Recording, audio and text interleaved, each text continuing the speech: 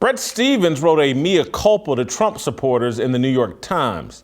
Stephens, a columnist at the Times, expressed regret for demonizing the former president's voters. He acknowledged that his blind hatred of Donald Trump blinded him to the plight of Trump supporters and the legitimacy of their political gripes. Some people saw Stephens' column as a sign of progress, a thawing of the Cold War between the MAGA movement and the political elite. I'm not one of those people. Stephens' apology fell flat and felt insincere to me. A real mea culpa would start with acknowledging that Donald Trump was and is right about the political establishment, both left and right. Mainstream politicians, corporate media, and corporate America sold out the American people. Stephens isn't required to like or respect Donald Trump, but a sincere apology would include this admission. Donald Trump was right for pushing an America First agenda and exposing the media as the enemy of the people. The dishonesty of the media provoked Trump supporters to rally on January 6th. The media are the real insurrectionists.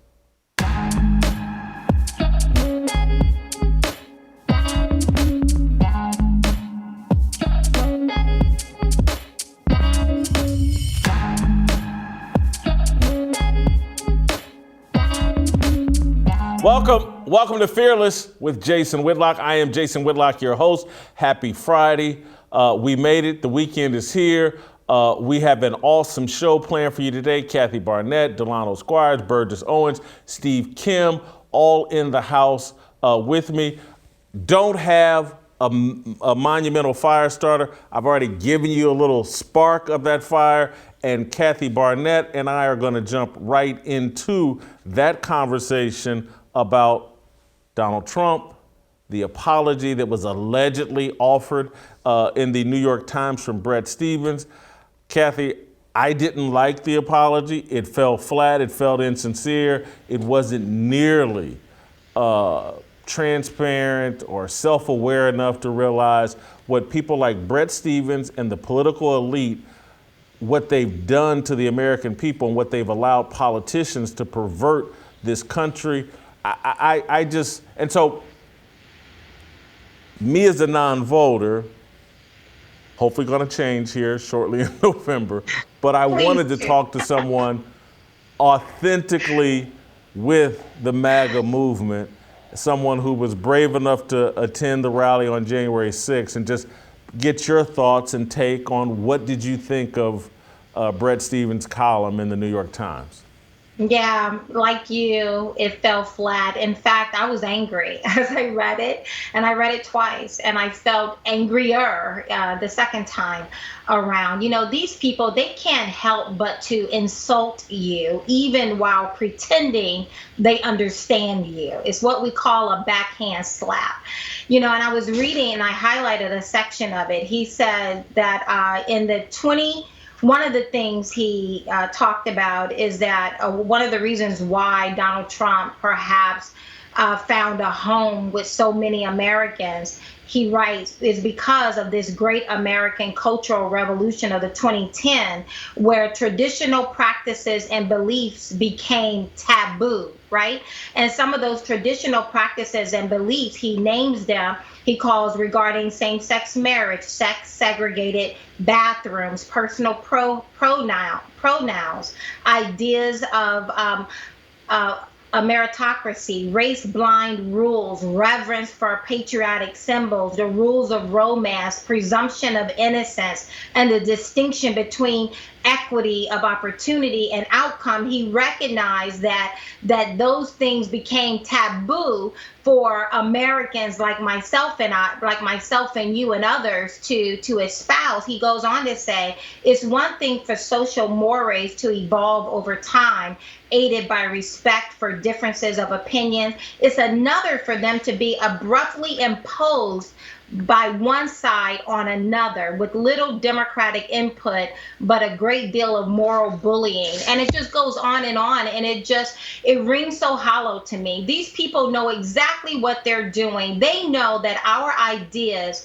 of one mother, one father coming together and creating a home is the better option for people. But they recognize that they could bully us into silence to pretend that any family configuration is the equivalent of one man, one woman coming together. They knew that they could bully us into silence when we were looking at grown men wearing dresses, trying to compete with our girls and going into our little girls' bathroom. They bullied us into silence to pretend that that was normal. And as a result, they have destroyed our country. And I believe that they have that this destruction has been intentional. They are intentionally unraveling our nation scene by precious scene. So again, his apology, he can go kick rocks as far as I'm concerned.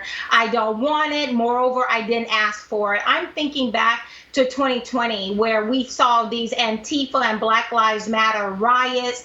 We saw people being dragged out of their businesses, beaten down in the middle of the street. We saw retired police chief David Dorn being shot in the face simply by trying to stop a pack of thugs from breaking into his friend's business. And they bullied us and they silenced so many Americans. And as a result, we ended up losing our jobs. I'm considered an insurrectionist just by standing on the first 5 rights of the First Amendment that says I, as a law-abiding citizen, have every right to go and to peacefully assemble, which I did, to go and to bring forth my issues for redress in front of our elected officials. So they called those who would do such a thing insurrectionists, but those who would go out and destroy federal buildings and flip over police cars and burn down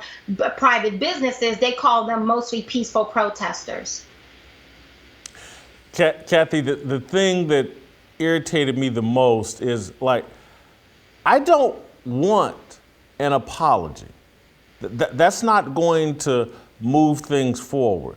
What I would like for Bret Stephens to do, if he really had a pair and was really sincere, is to start calling out, because he's a member of the media, start calling out and attacking the people that did this bullying and pointing out the apparatuses they use, mostly these social media apps coming out of Silicon Valley and the San Francisco area, and from Google to Facebook to Twitter to Instagram. That's how they bullied and smeared everybody that raised their hand and was like, hold on, this doesn't make sense, what we're doing and all this change and that we're rapidly embracing. The social media apps, big tech, and all the money that they've accepted from big tech. And then when you toss on, and again, like, I would love to see the media go after like big pharma and the way this vaccine has been stuffed down people's throat. We got a president who's been shot up 2 to 3 to 4 times between boosters and shots, and he's got COVID. The media is supposed to hold these institutions and the powerful accountable. That's how you offer a sincere apology. Do your job. I agree. And we find ourselves in this place right now with this hyper, everything. You cannot agree to disagree. People are being fired. We see what's taking place in front of our Supreme Court justices' homes with riots. And where is the media on calling that out, on saying this is wrong? Our nation cannot long survive. And again, I believe it is intentional. I believe it's very intentional. You know, and allow me to just call out, right, the first 5 rights of the First Amendment is freedom of speech, freedom of religion, freedom to peacefully assemble, freedom to have your issues, your grievances heard by your elected officials, and freedom of the press. Our founding fathers gave the media a prominent position in our Bill of Rights, because they recognize that in order to keep our nation free, in order to be able to keep the republic, we would have to have people who are informed. And instead of having people who are informed, we see the media, the overwhelming majority of the media, left and right, not holding people's feet to the fire equitably, seeing some people's feet being held to the fire, others not. You see Robert Colbert, I believe his last name is pronounced, staff roaming up and down the halls of Congress. They're not considered insurrectionists. And yet you see others. Stephen Colbert is who you're talking about. Yeah. Yes, exactly. His people being allowed to roam up and down the halls of Congress undeterred, not being thrown into prison, not having a J6 hearing, and yet you see others being held to a completely different standard. Our nation cannot long survive under this hypocrisy, and to your point, it's the media's fault. And that's why this January 6th thing is so important to me, because it all connects. Again, if this man had said, you know what, based off of all this stuff I got wrong, the media got wrong, and the way we provoke these people, you know what, if we really want to sincerely apologize, let's end this January 6th madness. This investigation and all this money and time that's being wasted persecuting people. They put a 69-year-old grandmother with cancer, she's got to go to prison for 2 months. Yeah. And she did nothing violent or wrong. They're just trying to make an example out of it. But I want to go back to your point of information and how important the founding fathers knew that it was, and what really drives me crazy about the media and this whole hostility towards religion. They all say and claim that the media, we all love black people and we all want what's best for black people. And any objective analysis of the journey of black people in America, our success, the freedoms we've won, the liberty we've experienced, the success we have, can all be directly pointed to our connection to Christianity and religion. You can't separate the two. I'm just sorry. Any objective reading of history is like, wow, these people were super religious and they survived brutality and came up out of that because of their connection to Christ and biblical faith. And now to see these same people arguing basically that we should detach ourselves from that religion, detach ourselves from that natural order of man, woman, child, family structure that comes directly from God. That's the cycle that he wants to create. They're arguing just the opposite and pretending like they have the best interests of black people. I'll just say, if white people want to distance themselves from God and religion, have at it, because they've had enough power in this country to have success without it. We haven't. Now, that's just a fact. We haven't. And it's the best way, and it's the best path to get into the mainstream and move up in the world, is to adopt those biblical values. That's what makes, I hate him more than Trump. I really do, because one, I've lived the experience. I've been at the top of the journalism profession and involved in it since 1990. And it's a sick institution that's not giving people the information they need to make informed decisions about what they should do. Yeah. Only this enlightened generation think there is no God. Our founding fathers, some of the most brilliant men, they thought there was a God. I'm sure I probably have said this on your show already, but John Adams talks about our Constitution was made only for a moral and religious people. It is wholly inadequate for any other kind. That's what he said. And moral simply meaning people who know the difference between right and wrong. wrong, that there is such a thing as right and wrong. And truth is not relative and it's not fluid. And you just can't make it up as you go, that you got some truth that I don't have. But he recognized that there is such a thing as right and wrong. And then he says, not just moral people, he said, and religious people, because how else are your morals informed? How else are your morals of what's right and what's wrong formed, if not by a moral lawgiver? And in this nation, and our founding documents are rooted in Judeo-Christian principles. I know that may send some people head exploding, running through glass pane windows, but that's a fact. And in fact, in that letter to his wife Abigail, John Adams drops down, and I'm paraphrasing here, he said, when our nation becomes one where he called it unwarranted chivalry, meaning when we become so tolerant over some of the most intolerable behaviors, he said our nation will begin to run through the Constitution like a whale moves through a net. And newsflash, our nation does not exist apart from the Constitution. There is nothing so magnanimous about us as Americans, apart from any other group of people outside of this Constitution, that recognizes that we have been ordained by a God to have certain liberties, to have this certain freedom, certain ability to pursue our ideas of happiness, and that those rights do not come from a man or a government, but that they are endowed by God. And so let's just enumerate them. And that's what our founding fathers did. And now we're so enlightened. We have little babies going into drag queen nightclubs, handing out dollar bills. How enlightened is that? I don't find that to be very enlightened. I find that to be a society that is on a massive decline and in some dire trouble when we cannot say this is wrong.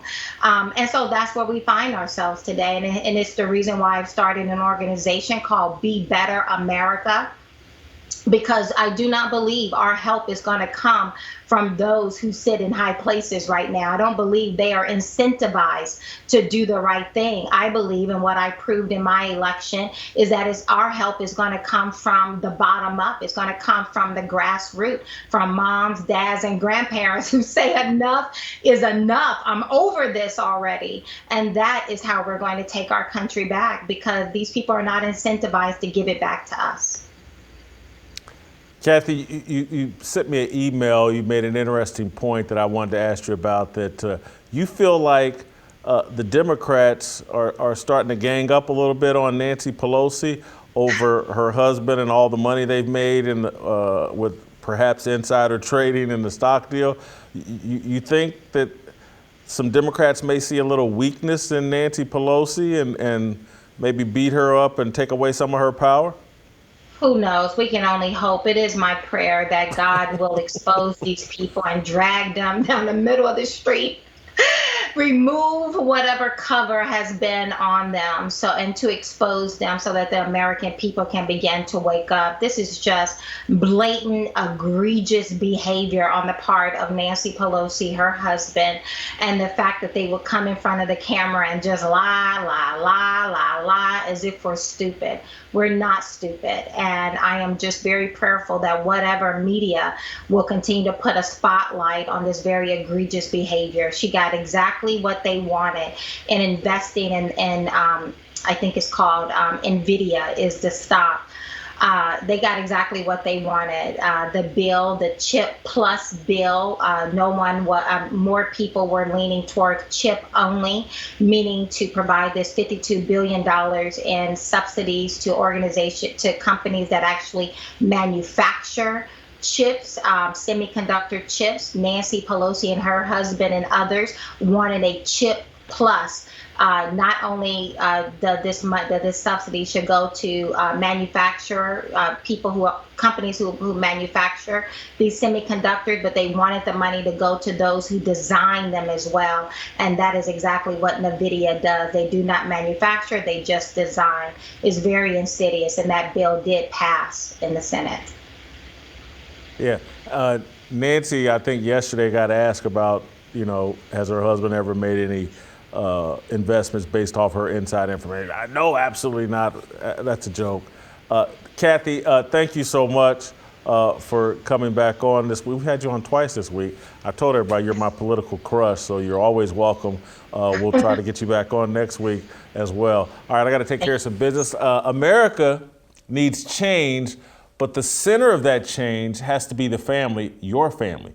We can return to that time with our families and create moments for real conversation, but it's only then we can create the change we want to see. It all starts at the dinner table with time together as a family.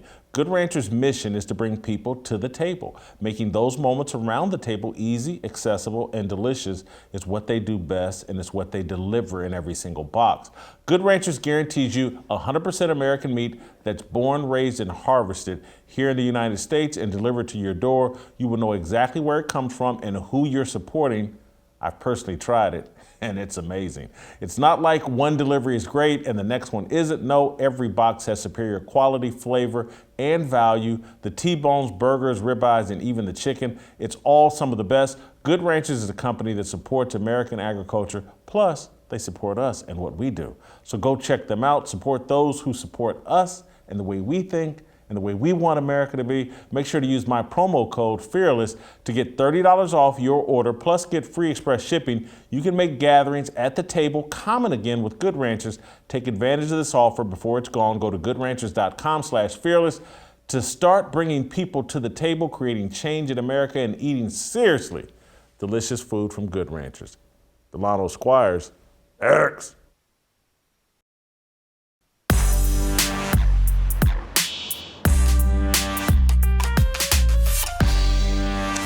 All right, welcome back. We're going to roll out to Washington, D.C. and bring in Delano Squires, smartest man on the show. Delano, I want to start you here with a Libs of TikTok video that I saw this morning and I had to ask you about.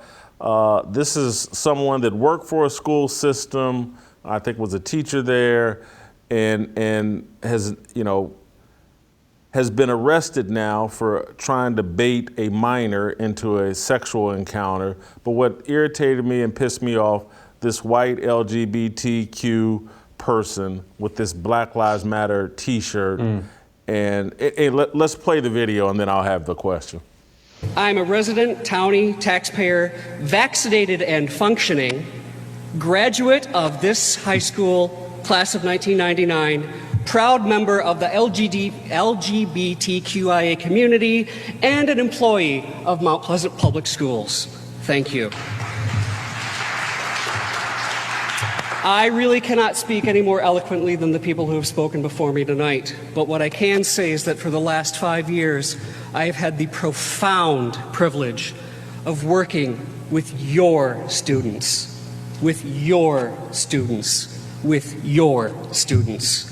And I can tell you this, they are hungry for knowledge.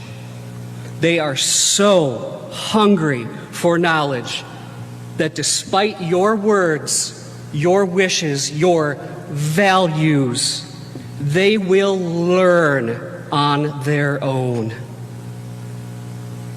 So many of your children are hurting, questioning, struggling in this world that we have created. They are simultaneously being taught to celebrate and to hate who they are. I can't deny that. Every day.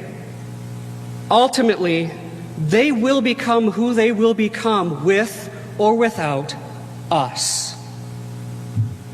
Give them the chance, the grace, and the support to embrace their own learning. They're going to do it anyway. No matter what you say or do, no matter how many candles you light, no matter how many rallies you hold. With liberty and justice for all. Guy was arrested, and look, hadn't been convicted, but arrested for attempting to have sex with a minor. I'm so sick and tired of the alphabet mafia, the LGBTQ silent P, and the silent P is for pedophilia. I've been saying this for a decade, and I'm tired of them masking their agenda using black people and their alleged love of black people and this whole Black Lives Matter thing. And it goes to the conversation we've been having all week about as black people, as black men, when are we going to draw a line in the sand? Hey, you can't use us this way. This isn't, you're using us and our image to promote your agenda that I'm just sorry, I'm not on board with. I mean, Jason, this guy, when I first saw the video, I actually thought it was a spoof. He reminds me of part Zach Galifianakis and part Alex Stein. His sort of voice and intonation, I actually thought this guy was kidding. But when I see that BLM T-shirt that he has on, that perfectly captures the moment we're in. Because I've said this for a long time, probably at least 3, 4, 5 years. BLM was always a Trojan horse. And what you're seeing is the conquering army that's been rolled through the schoolhouse doors in that Trojan horse has finally sprung up and is ready to launch its attack. And that's why you see that we've gone from, you know, all the race stuff, right, which people sort of frame as CRT, right, and that has its own issues. But now that army has raised its standard, raised its flag, right? I use standard and flag synonymously. It has raised its flag, and all you see when you watch Libs of TikTok is teacher after teacher after teacher with rainbow pride flag banners and pronoun posters and all sorts of other nonsense that came into the schoolhouse partly through the Black Lives Matter movement. So I'm not surprised that that he is saying what he's saying, or he got caught doing what he's doing, because again, this movement, BLM, was always more about the LGBT agenda, right? It had as some of its founding principles of being queer affirming, of being trans affirming, of being woman centered, and being against the nuclear family. So if you read BLM's 13 guiding principles, you would not see a single reference or single use of the word man, husband, or father. The only time they even came close is, I think, when they talked about being against discrimination against trans men.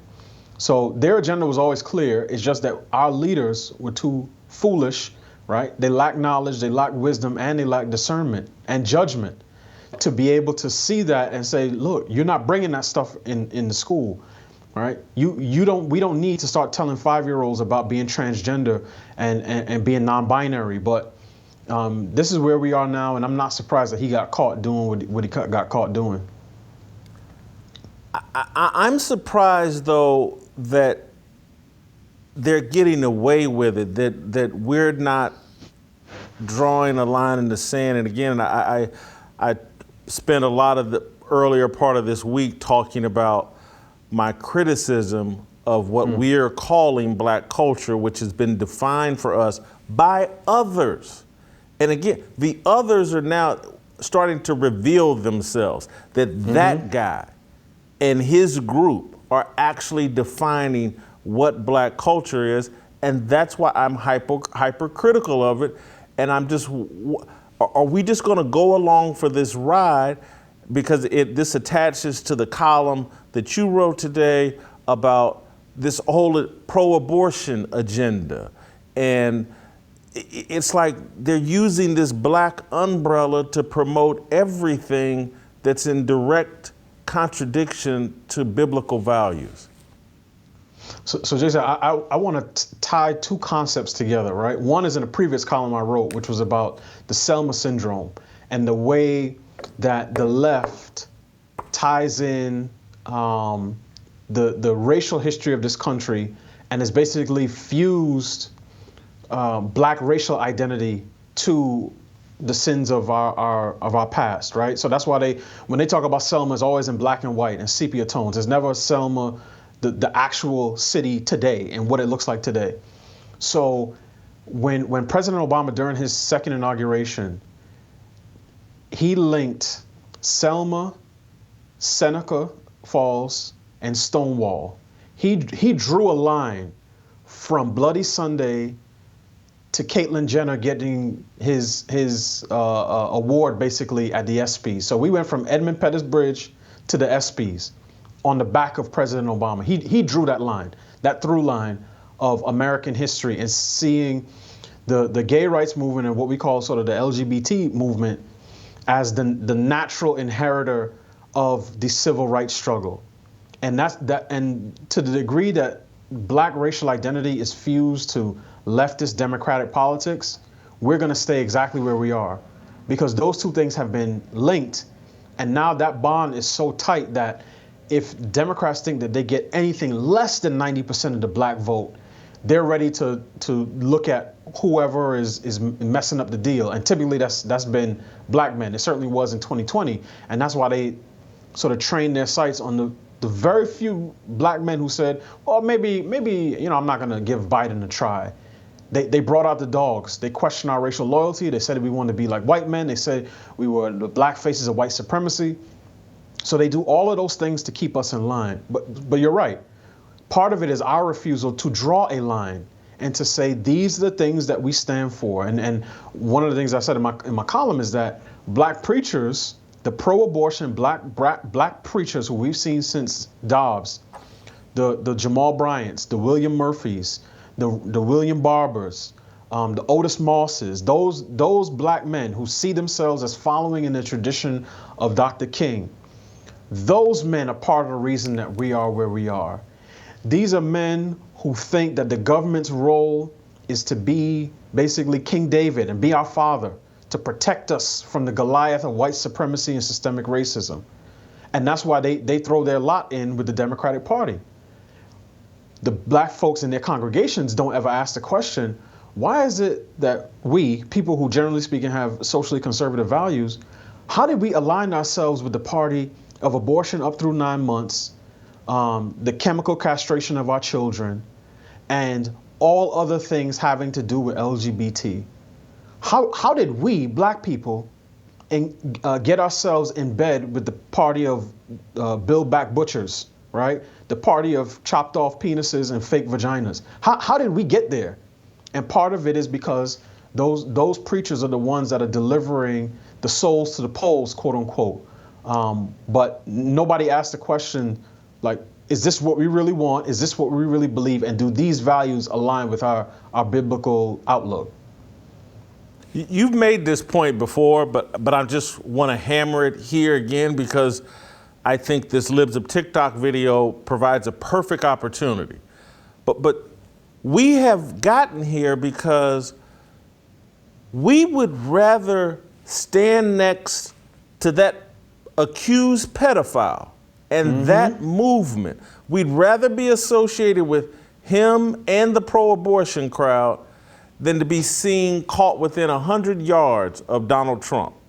Correct. And so I'm sorry, and I don't care who doesn't like me because of it.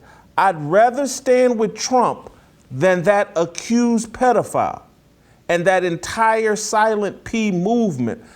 If I have to choose, and I said it, I've said it to my friend. Again, y'all want to act like Trump is some deranged, terrible. He don't sound no different than my father, my uncles. Every factory worker that I ever grew up with talked the same way as Trump. And I'm just saying, I love them people.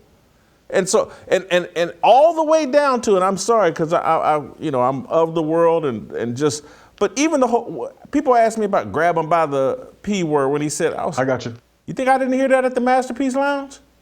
Because that's where I grew up, around a bunch of working class black men. You think I didn't hear, you think my father, my uncles weren't capable of talking that way, that locker room talk or whatever? Y'all need to get out here and fake out, because y'all standing with this clown from Libs of TikTok and the Silent P movement, because that's what all of this is about. That's why they got drag queens up in schools trying to groom your kids into their lifestyle. But it just, and this has got to be your final comment, D. I'm sorry we're a little tight today, but I just can't believe we'd rather stand with them than be anywhere near Donald Trump. And Jason, it's not just Trump, but it's any Trump voter, right? We don't even want to be within 10 miles of those people. And part of my frustration is that so many people, the leadership class in the black community is so phony, because if I want to go to hear a black man talk about degrading a black woman, I'm not turning on Fox News or Newsmax. I'm turning on BET. And it's been that way for the past 30 years. So these are the same people who glorify and commodify black violence, black degradation, black drug abuse. And then when they hear Trump talk like Uncle Luke, then they say, oh my gosh, we can't get behind a person like that. So that's my frustration with it. If they were really real, we would draw a line in the sand in our community and say, look, we don't subscribe to the disrespect of any woman, particularly black women. We don't care if it's coming from Snoop, Trump, Don Imus, or anybody else. But that's not what they do. They give plenty of money to the black men who speak just like Trump. And then when a white man turns around and says the same words, then it's like, oh, we can't have that. Because really what it is, Jason, I've said this before, for much of the black elite, man cannot live by bread alone, but by every word that proceedeth out of the mouth of white people. They value the words, the deeds, and the values of white Americans, and particularly white conservatives, more than they do their own. That's why you have black pastors in Chicago writing articles asking white suburban pastors in Chicago, in Indiana, to help with the fact that black men kill each other with guns every day in the Windy City. It makes no sense unless you understand that there's no one who believes in the supremacy of white people more than black Democrats. Thank you, D. Get your Fearless Army swag at shopblazemedia.com/fearless. Burgess Owens, member of the House of Representatives from Utah, next.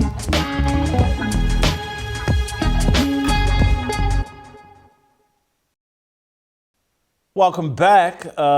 Let's welcome in Burgess Owens, Republican congressman from the Utah's 4th District, the number 13 pick overall in the 1973 draft by the New York Jets, Super Bowl champion, Super Bowl 15 with the Oakland Raiders, and a champion of black fathers and the black family, or just family in general. I need to take the race thing out of it, and just a champion of fathers and family, and the importance, and just understanding the importance of fathers and family. And so we've been trying to get Burgess on the show, and now we've got him. Burgess, welcome to Fearless. And I know you've been out agitating for a focus on the family and trying to get people to understand the importance of fathers. We talk about all these solutions and government programs, and we need X, Y, and Z. And what we really need are more families and more fathers. Absolutely. First of all, Jason, thanks so much. I was really excited to know we can put this together. I'm looking forward to chatting with you. And I'll just say this, of all the things I've done in my life, I will say this, I'm so proud that I have a dad who taught me to be a proud American, and to really uphold my role as a father, as a man, as someone who would partner with our spouses. At the end of the day, our job very simply is to partner, protect, and provide with our wives and, of course, our families. And once men get back to understanding that process, we get back to basic general, and we can, again, redefine or get back to the old American ways that I grew up with, for sure. Burgess, how did we get here? How did we move so far away from just, that's a very basic understanding of life and success principles, that everything is built around a sustained man, woman, child, family structure. How did we move so far away from that? Well, first of all, we've been under attack for a long, long time. And it starts with understanding our history, understanding what works.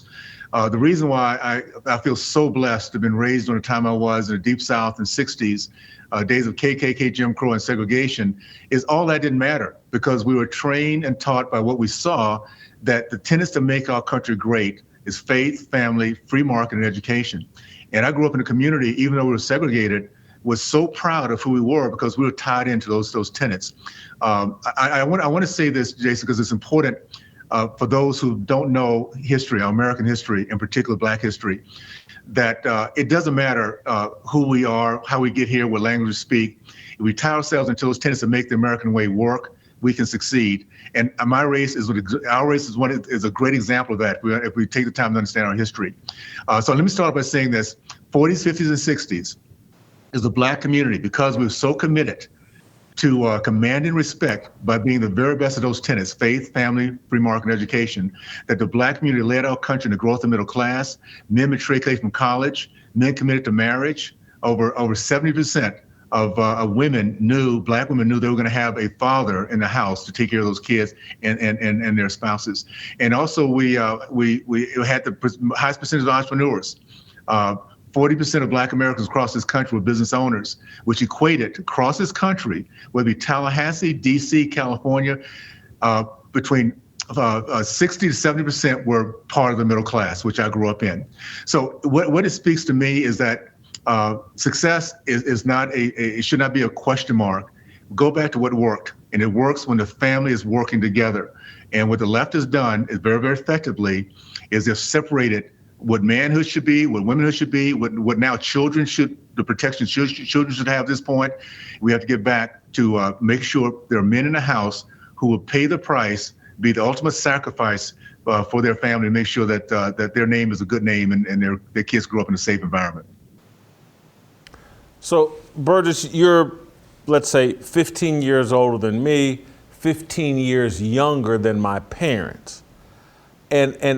So I sit here and think about the time that I grew up in, and it feels so idyllic compared to what we have now.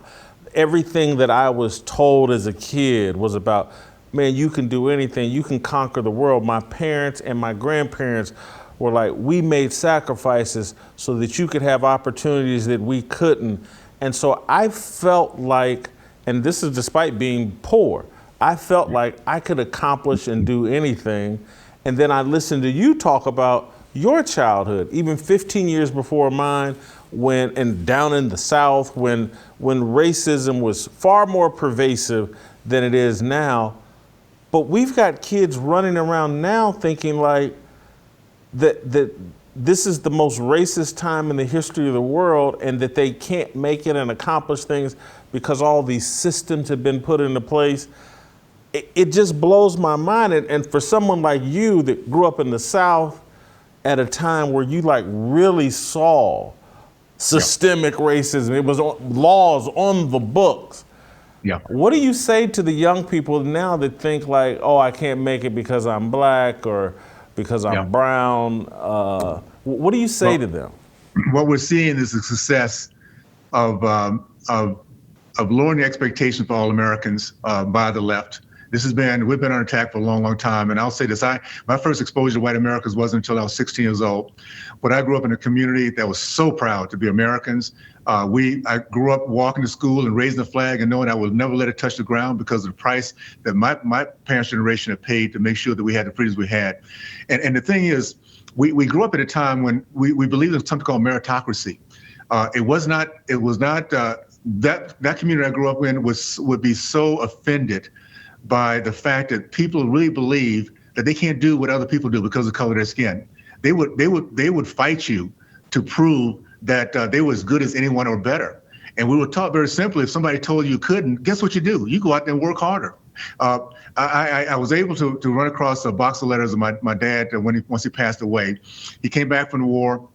I grew up in Texas, could not get his postgraduate degree in Texas because of Jim Crow laws. Ran across this box of letters, of rejection letters from colleges across the country, trying to get some place to get his postgraduate degree. Here's what's interesting about that generation. He never brought that box out. He never talked about what they did to me. He never complained. What he did is he kept trying until he got to Ohio State, where he got his PhD in agronomy. His older brother got his PhD in economics. They left there in the early 1950s and went out to be successful college professors, successful entrepreneurs, successful mentors. And their message was very simple as this: somebody tells you can't, you work harder, you drive harder, you study harder, but you're going to prove that they're wrong.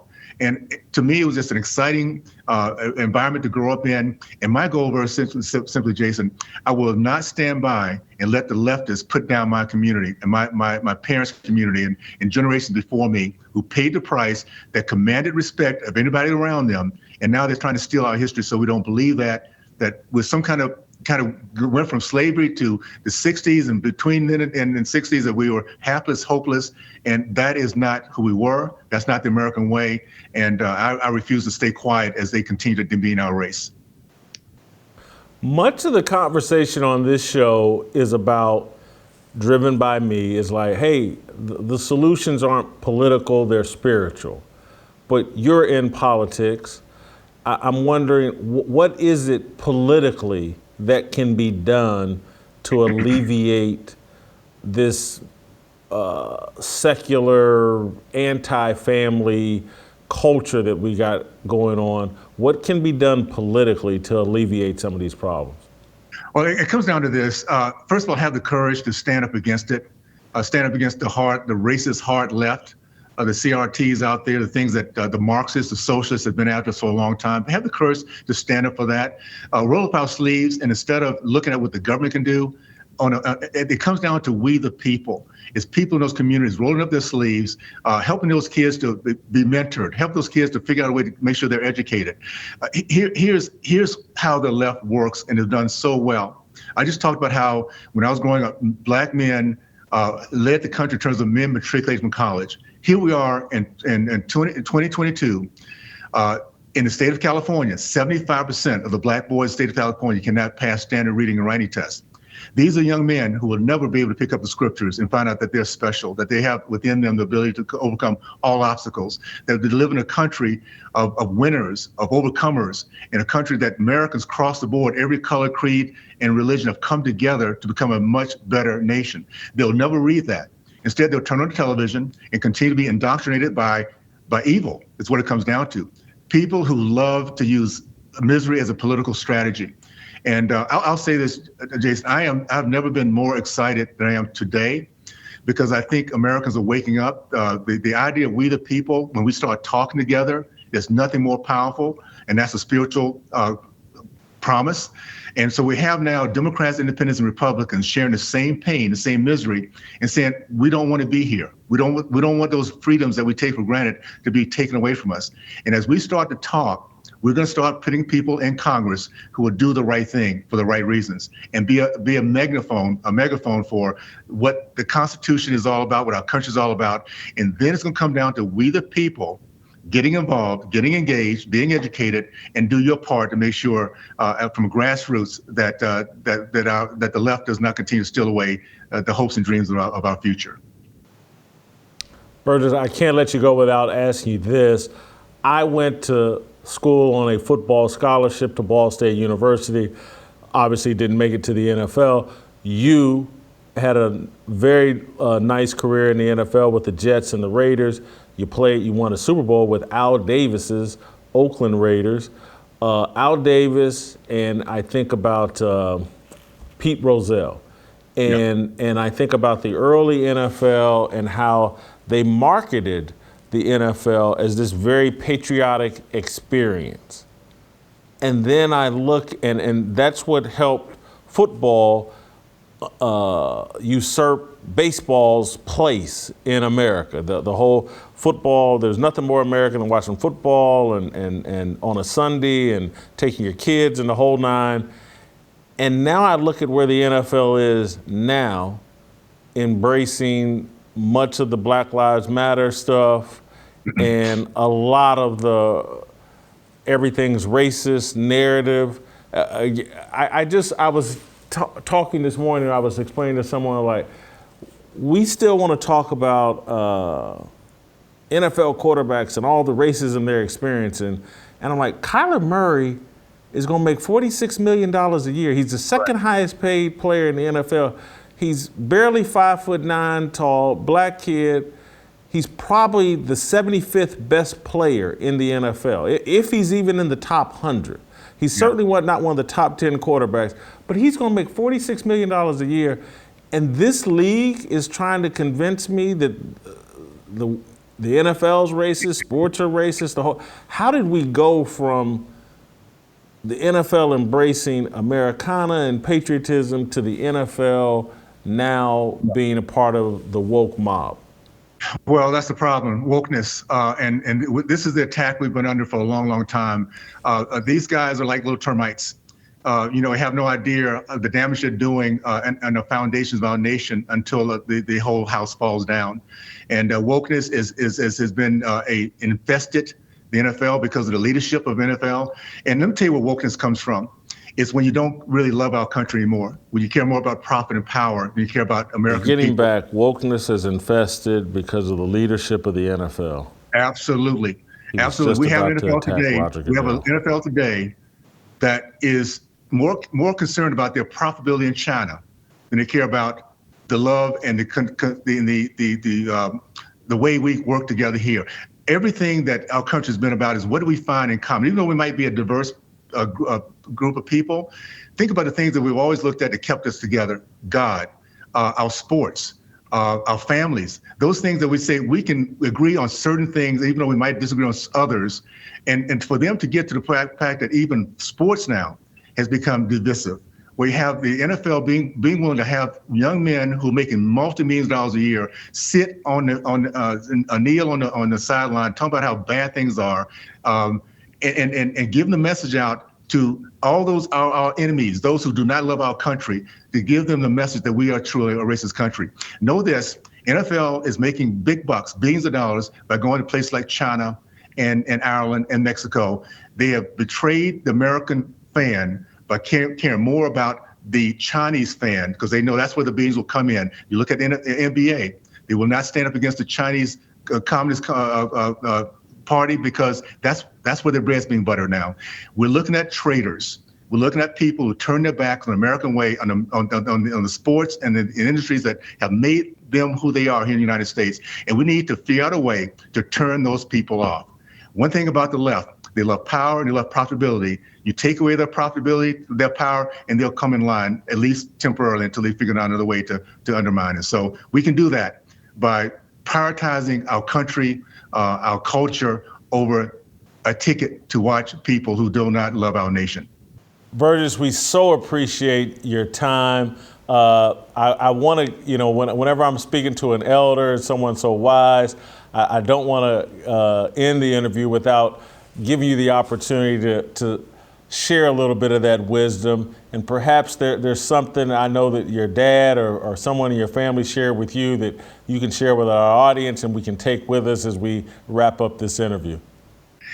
Thank you so much for this opportunity, Jason. And let me just leave with the audience the legacy that your parents' generation and my parents' generation gave us that is so much needed again.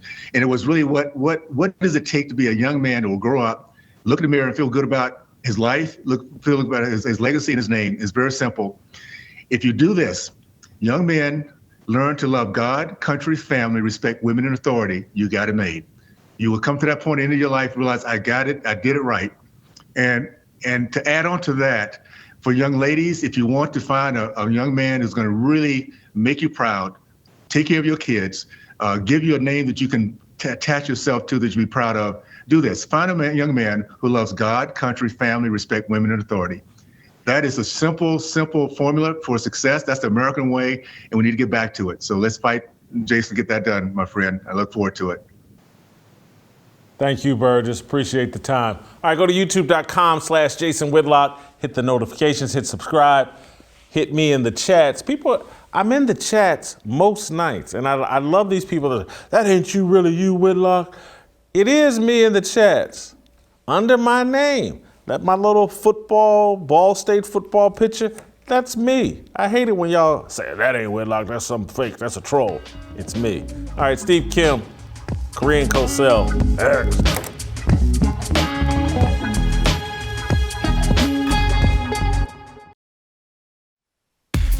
모두 다 빨리 박수 쳐 기다리지 말고 서둘러 Reason that I'm back is to feed you raps and I see that you are 배불러 So fly.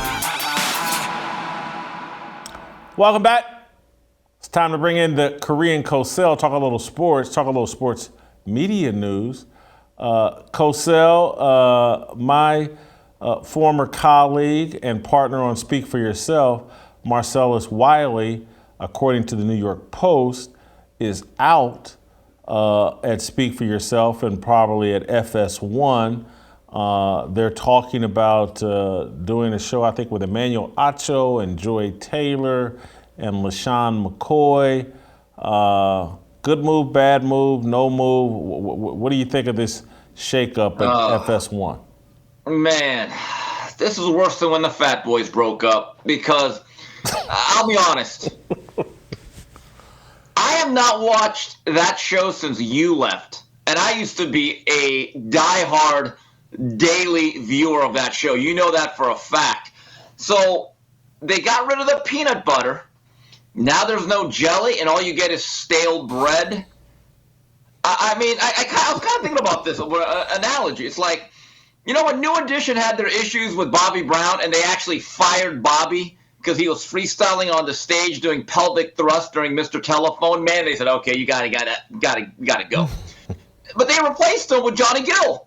Johnny Gill was a fine replacement. The issue is, though, with New Edition, you can't really have it without Bobby and Ralph Tresvant. And I don't know if those other guys can even make up Belle Biv DeVoe. So, look, Marcellus Wiley was at least one of those guys that was willing to stand up and push back against the completely woke, anti-white, oh, we're all the victim narrative. And that's what made the show, was that it wasn't just this one big group of groupthink where everyone was in lockstep together. I'm sorry, but without Marcellus Wiley, Speak for Yourself now is officially dead on arrival. It's gone. Had a nice run, but all good things must come to an end.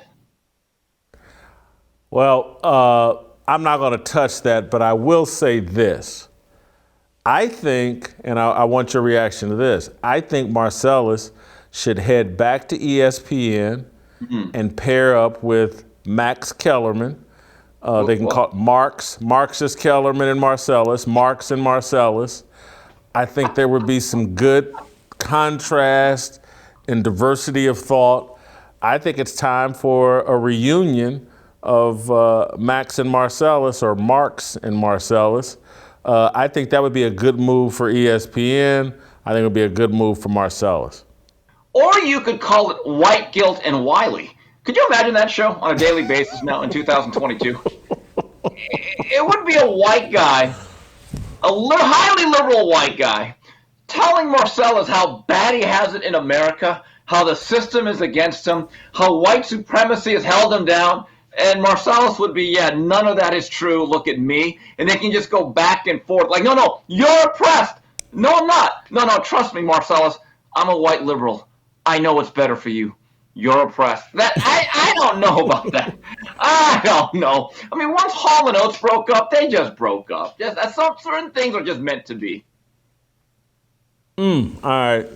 I want them back together. I wish Marcellus well, and really think ESPN has an opportunity to add. I'm telling you, I would legitimately watch Marcellus and Max go back and forth. I think that would be interesting and something neat. Yeah. Serious question, though. Based on Marcellus's views and his willingness and the courage to actually push back against certain narratives, do you think he fits the mold and the profile that network ESPN wants currently in 2022? Yeah, I think they need that for their credibility. Again, it's almost like the role Will Cain played there for several years, except now it would be a black dude playing some of that role. And I just think, I think ESPN is a starving, thirsty, need of water, need of common sense, and Marcellus can provide it to him.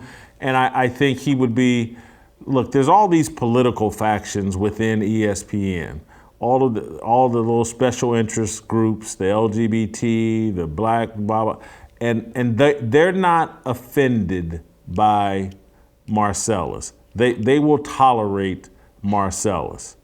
And so, I think he'd be a great fit, and I think he'd make the other people better and appear like ESPN actually cares about a little balance in its point of view. Yeah, I can imagine the final question when they interview him. But Marcellus, can you cry? Anyway, all right, moving on. Just saying. Just saying. Charles Barkley is called out his detractors because it seems like he may be ready to do a deal with the Saudi Arabian Golf League, LIV or LIV. He was on the Pat McAfee show. Let's hear from Charles Barkley. If somebody gave me $200 million, I'd kill a relative.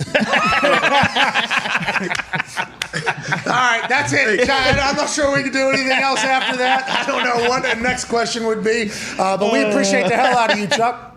Hey, I'm serious. Hey, they said Phil Mickelson got $200 million and Dustin Johnson got $150 million. Hey, for $150 million, I'd kill a relative, even one I like. Yeah. As I explained, and people got all upset with me, I took a lot of criticism for explaining the mentality of Charles Barkley. I didn't agree with it. I just explained the mentality. Charles was at that nightclub and he, I love gay and trans people and blah, blah, blah. And I explained to people like, hey, look, man, this dude, and again, this didn't come from talking to Charles. This is just me being an outside observer and watching what he's doing. I was like, he knows he's going to get ripped for taking this money from Saudi Arabia. So, and Saudi Arabia is very hostile to the LGBTQ silent P movement. And Charles wanted to get out in front of that, build up some goodwill so that when he took this check, he'd take less heat. And so I think Charles is serious about this.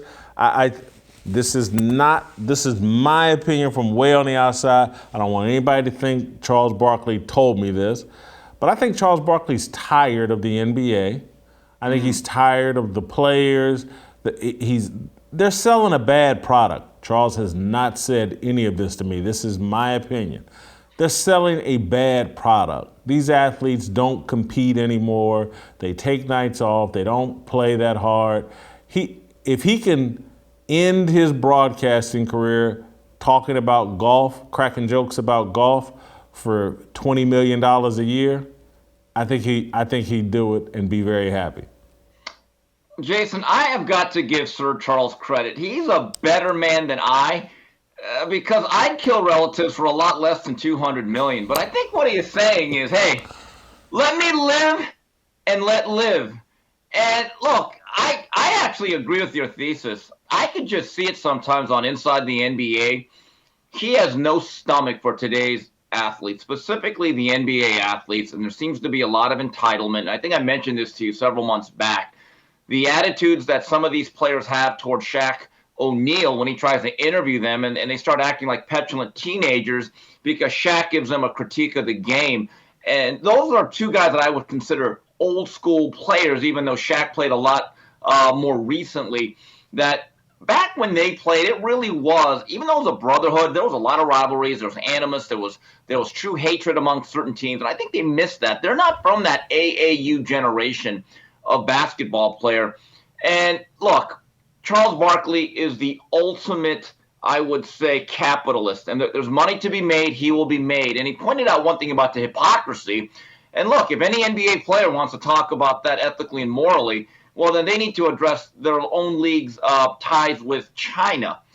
And look, even in boxing, anyone that wants to act like that they are working for Greenpeace or that they're really humanitarians, look, we're having a heavyweight fight in Saudi Arabia in late August featuring the rematch between Alexander Usyk and Anthony Joshua. I don't see a lot of boxing media members who I know lean politically in a certain direction. Are they going to boycott that event? Are they never going to talk about it? Are they not going to cover it in any way? So we're filled with hypocrisies. But I will say this. Inside the NBA is a national treasure. I actually like watching that show more than the games. In fact, I've watched more of the Inside the NBA than minutes of basketball the last 5 years.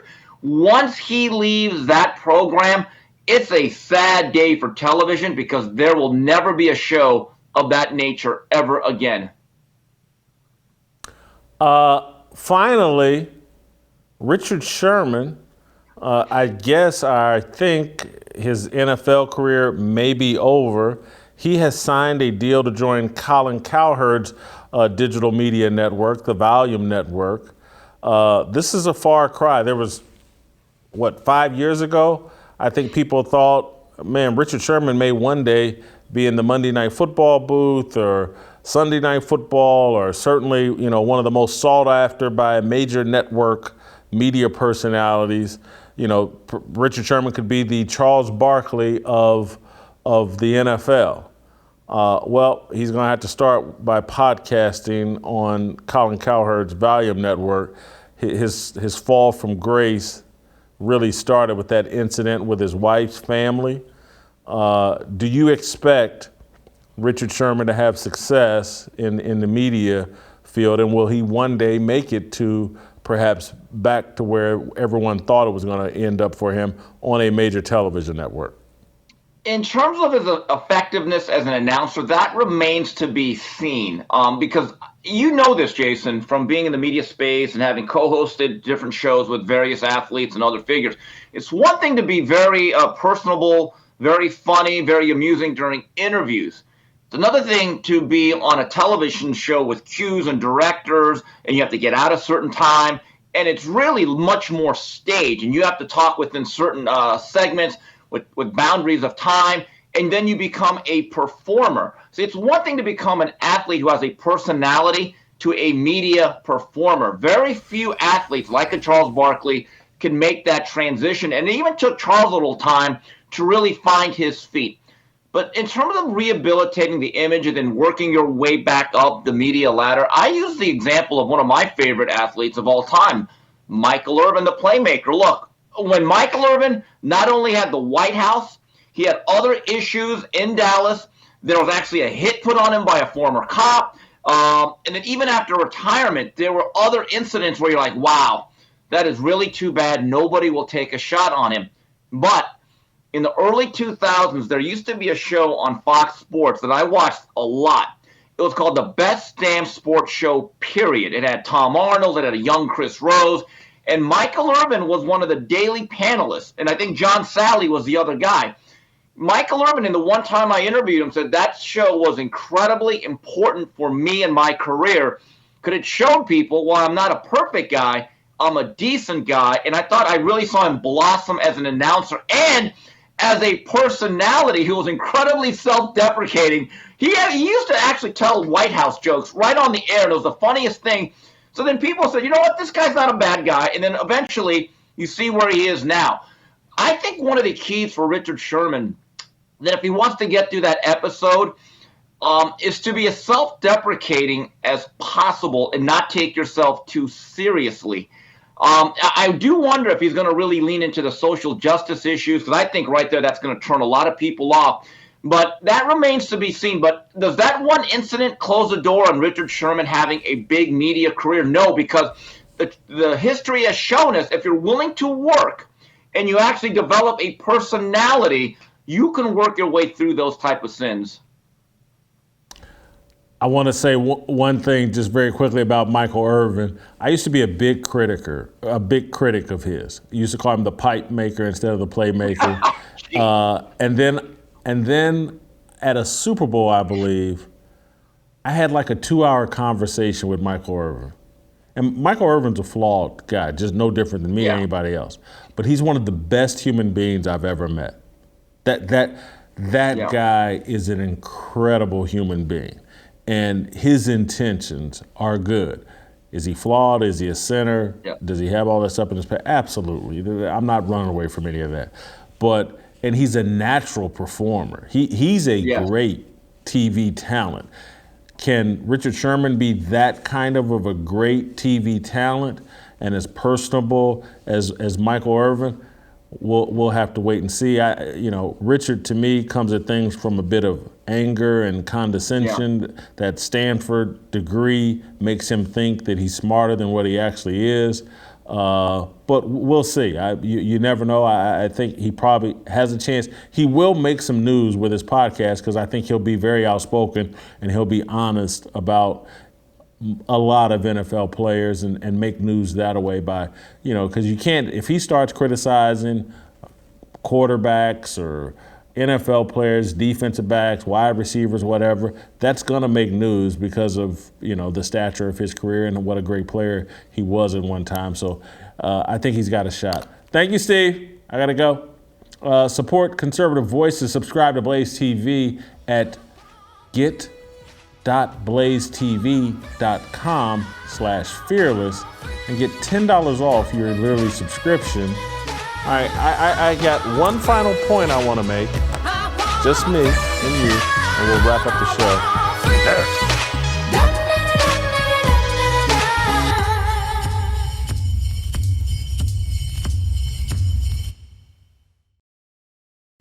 All right, welcome back. You know what? I'm going to do this from time to time. This is a good way to put a button on this week, in this week of shows, because I believe it was Tuesday or Wednesday. My memory's a bit fuzzy. I went into the long explanation about the importance of ministers and an explanation about this show. Loretta had written me or posted that message on Instagram, criticizing me and why am I so critical on black culture. And it was Wednesday, I think. And I just did the whole hour and 45-minute show, just me, starting with an explanation of the show and what we're trying to do, and then giving you real life examples of things in the news cycle that kind of back up why I'm doing things and what we're doing in the show. And so I think it's important from time to time that I explain, and maybe it's a weekly just explanation, like, here's what we're doing in the show, here's why we're doing it, just to give people a better feeling and understanding of me and the show. And so on Thursday, I then pivoted to comedians and Dave Chappelle and why I think comedians are important. And I said this at the very beginning. If you go back, I think, and listen to Uncle Jimmy and I did interviews at the very beginning, or where I let him interview me about the show. And so these are like original episodes of Fearless. And it was just talking about what Fearless was going to be.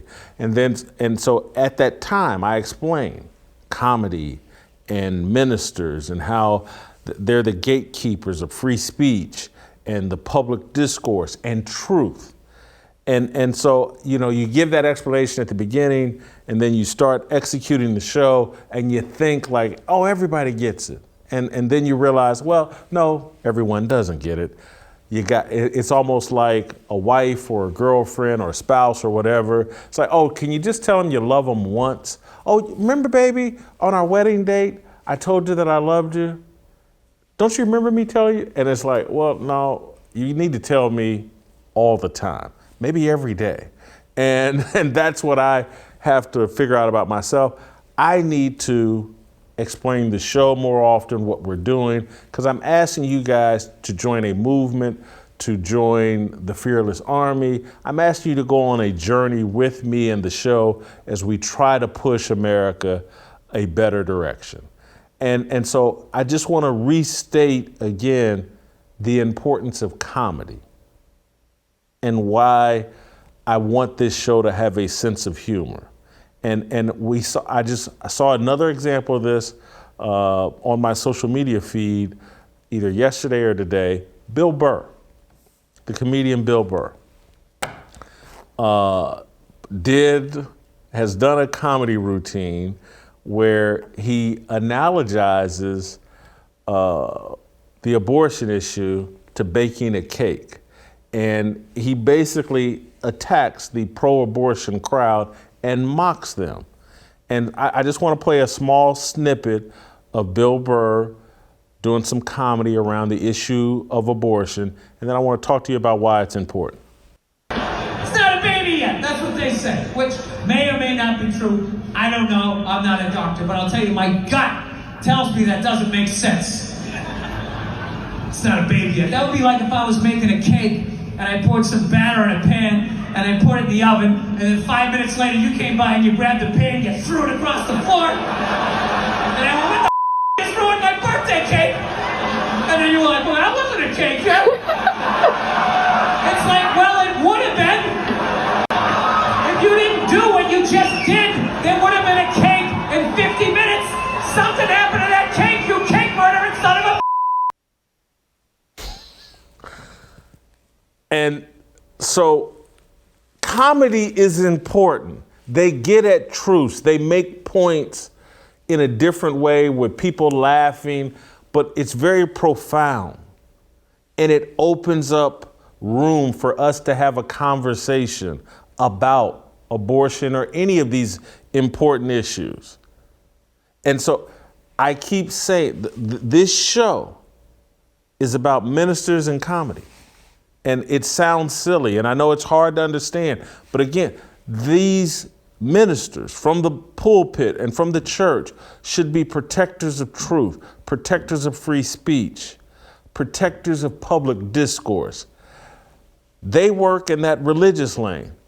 Comedians work in the entertainment, in the culture, in the pop culture lane, and do the exact same thing. They do it differently. They do it from a secular point of view for the most part. But these two groups should work hand in hand. And as I talked to you guys on Wednesday about Tony Evans and why I built the show around something Tony Evans inspired in me. Tony Evans, I'm talking about the famous minister out of Dallas, Texas.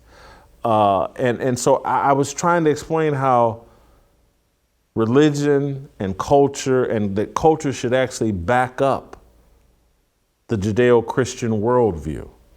And they should work hand in hand in protecting our culture. And that's what Bill Burr is doing. I don't think that's Bill Burr's intent. I don't know he wakes up like, hey, he's just trying to be funny. But comedians point out irony and they mock stupidity. And this whole abortion thing of like, oh, we're not really killing a baby. He's pointing out that that's stupid. Yes, you are. Now deal with that fact. And once we're forced to deal with the facts, then we make better decisions. But if we allow people to create a false reality, take us off into a fantasy world where a baby inside the womb isn't a baby, it's a fetus, it's a collection of cells. Now you're off in fantasy world, and that's how you start making bad decisions. That's how you get involved in a satanic cult and you don't even know it, because they've played with your mind, they've played with the truth. Oh, that's not a baby, that's a clump of cells. That's a fetus. That's not a baby. And that's how you can say, I'm a Christian, but I'm pro-abortion. Well, Bill Burr is basically saying, no. You're killing babies. That's inconsistent with your religious beliefs. Don't sit here and tell me that that's not a baby, because again, if I put a bunch of batter into a deal and put it into an oven and I'm gonna bake and you throw it out, you've killed a cake. It's brilliant. And so, and I'm sure the Bill Burr's curse words were bleeped out on the show, but you can go find it and find the stuff, and maybe we didn't bleep it out, hopefully we didn't, but I just want to be crystal clear with everyone about me as well. And this isn't me at all trying to run away from my responsibilities as a Christian. But as I've talked to you guys repeatedly about, I'm on my walk and I'm on my journey, and I'm not making excuses. But I grew up listening to Richard Pryor. I grew up fantasizing about being Richard Pryor or Eddie Murphy. There's a part of my sense of humor that's very crude. And I try not to show it as much, particularly here on this show. I try to represent the Christian part of me. But as I've told all of you all repeatedly on this show, my grandmother, Mama Lovey Kennedy, had an enormous impact on me and my worldview. That's the Christian side of me, which I'm embracing and running towards as fast as I can. But there's the other side of me that's a reflection of my father and the Masterpiece Lounge. And again, it's why Donald Trump doesn't offend me. Because I grew up at the Masterpiece Lounge around working class black men, factory workers, black women, factory workers, and we talked and they talked no different than Donald Trump. And I'm never going to demonize those people because I love them. The Masterpiece Lounge in Indianapolis is my favorite place on earth, or was when my father owned it for all those years, and Jimmy's J Bar J before that. So I say all that to say, if you're coming here expecting me all the time to present myself like I'm a minister, you're going to be disappointed. I'm going to support ministers. That's why Bobby and Anthony are on this show. I'm going to support men and women, but men who are in marriages and family structures that are trying to be an expression of Christian values, like Delano and Dave Shannon. But I'm also going to represent the people that I grew up loving and loving being around. And not all of them were perfect Christians. Many of them were like the people that frequented the Masterpiece Lounge. And so there's part of my sense of humor that may not meet your ideal Christian values. And I apologize for that. I'm trying to do better. I say that because on my Instagram yesterday, I posted a funny meme about Joe Biden and his COVID test. I combined it with the Tiara Mack, the Rhode Island woman, a state senator, and her little twerking video. And I just want to tell you, reiterate the point of comedy. And we don't have to leave that up forever, but I just said they leaked Joe Biden's COVID test. That's how they tested him for COVID. With the twerking Tiara Mack. And I'm sorry, it's hilarious. But it has a point to it. And this is the importance of comedy. And I'm trying to shove it in people's face that, look, this young black woman who's a Democrat and whose purpose in life is to be black and queer and to educate your kids or kids in Rhode Island about queer affirming identity and blah, blah, blah. She thinks it's appropriate to take a video of herself upside down twerking. That's the Democratic Party, and that's what they think of black women. And I'm throwing it in your face because you need to deal with it. That she thinks that's appropriate. She thinks that's what the Democratic Party is all about. Because again, that's vote Tiara Mack. That's what she says at the end of this deal. And her goal in life, she's talked about it. She's done it as a teacher and just in politics. Her mission is to teach kids how to be queer and discover their queer selves and let them learn about all their gender and identity issues. That's her goal in life. That's the Democrat, that's the left. And I'm going to shove that in your faces and make you deal with it. On the other hand, we have a president sitting in the White House, and I'm gonna make you deal with this as well. His daughter wrote in a diary that this man used to take showers with her at a time when she thought it was inappropriate, and she alleges in her diary that she feels like it contributed to her sexual dysphoria, her promiscuity, and her drug problem that landed her in rehab. That's Joe Biden's daughter that said this. And there's all kinds of videos and pictures of Joe Biden inappropriately sniffing the hair and the body of women and young girls. I'm going to throw that in your face and make you deal with it. That's who we have sitting in the White House. And so Now, put my meme back up again. That's what this meme is trying to tell you. We got a dude in the White House who's on tape, on camera, everywhere, sniffing women. His daughter, who had to go to drug rehab, says this man used to shower with her when she was a child in an inappropriate fashion. Everybody wants to ignore it and pretend like it didn't happen. Oh, no, I don't. And just, nope, the media made it up. It's all facts. It's all on camera. It's all on tape. It's all in her diary. So I combine these two to make the point that the Democratic Party's got some black queer woman who thinks twerking upside down, halfway naked, is the appropriate thing to do. And they got a president who might be a pedophile and can't control himself from sniffing all over young girls. That's the brilliance of comedy. And that's why they say a picture's worth 1,000 words.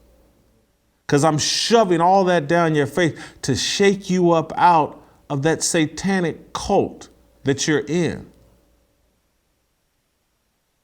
And so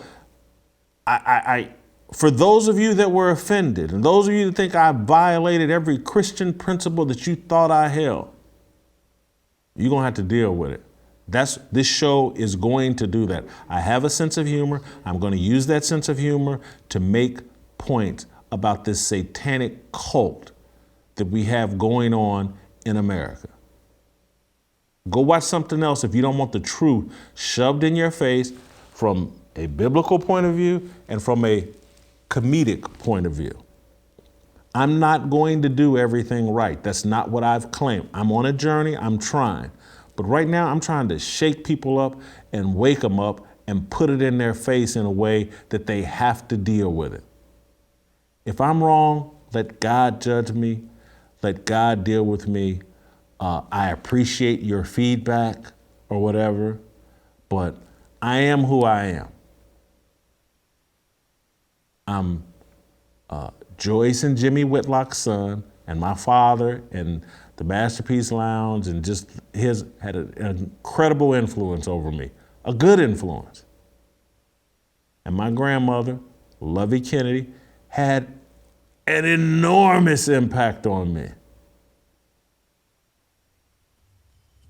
And this show's a reflection of that. All right, play tomorrow, and we'll see you next week.